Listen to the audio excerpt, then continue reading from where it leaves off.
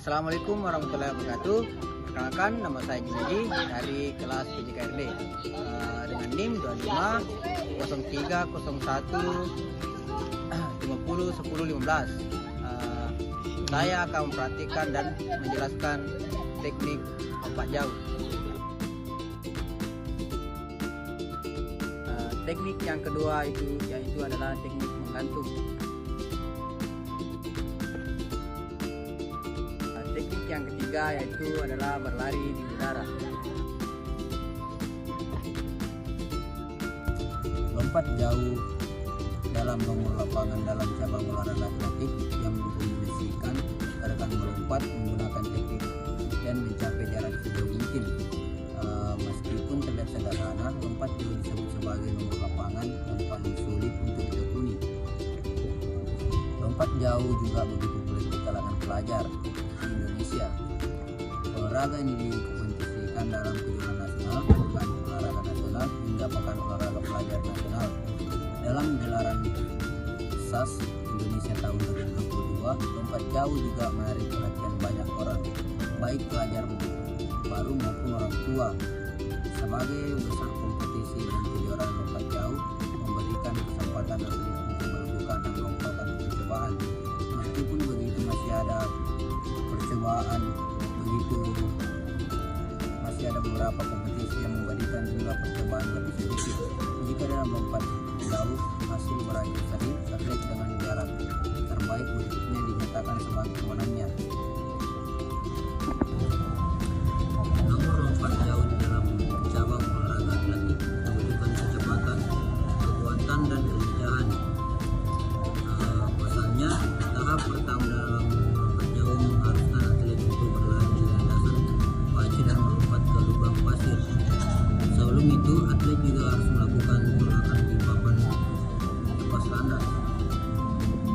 Di Indonesia, ada beberapa nama yang berjaya di kompetisi lompat jauh, baik dalam kompetisi nasional maupun internasional, yakni Maria Natalia Landa untuk kategori putri dan Fatul Rahman untuk kategori putra.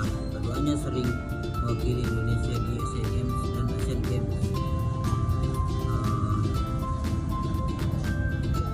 Teknik dasar lompat jauh, menurut cara melakukannya, dasar lompat jauh yang dipublikasikan oleh National Scott Association.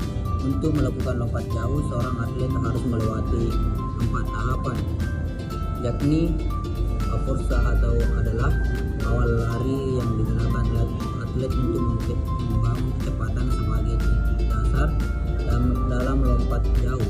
Gerakan awal ini sangat menentukan hasil akhir. Peserta lompat jauh disarankan berlari sekencang-kencangnya untuk mendapatkan jarak lompatan yang jauh. Tahapan lari dalam lompat jauh memakai start berdiri. Kedua adalah take off.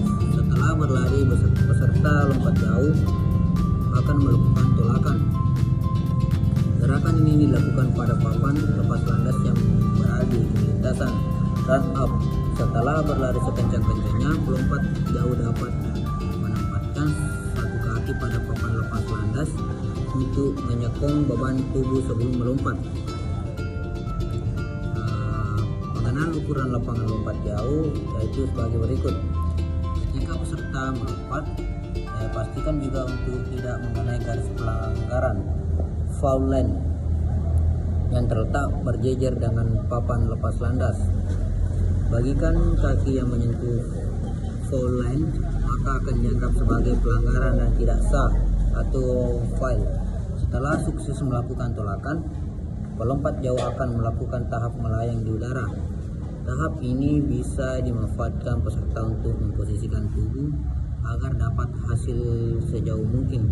Ada 3 gaya yang bisa digunakan agar tahap melayang di udara bisa maksimal.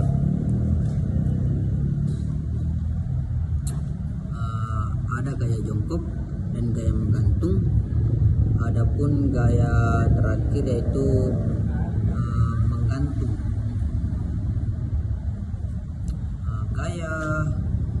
Gaya jongkok, menyebut gaya jongkok dalam lompat jauh dikarenakan Posisi berjongkok atlet ketika di udara setelah melakukan take off dari papan lepas landas.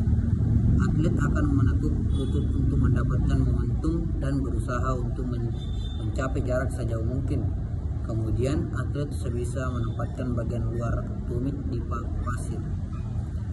Gaya menggantung biasanya disebut sebagai gaya yang paling keren dalam melompat jauh. Setelah melakukan tolakan di papan landas, atlet membiarkan kakinya menekuk ke belakang dengan tangan diangkat ke atas dalam posisi badan tegak. Posisi ini mirip seperti gaya menggantung. Adapun gaya berdiri di udara merupakan salah satu gaya yang biasanya digunakan dalam melakukan olahraga lompat jauh. Gaya ini paling sering dipakai dan paling terlihat oleh pelompat jauh.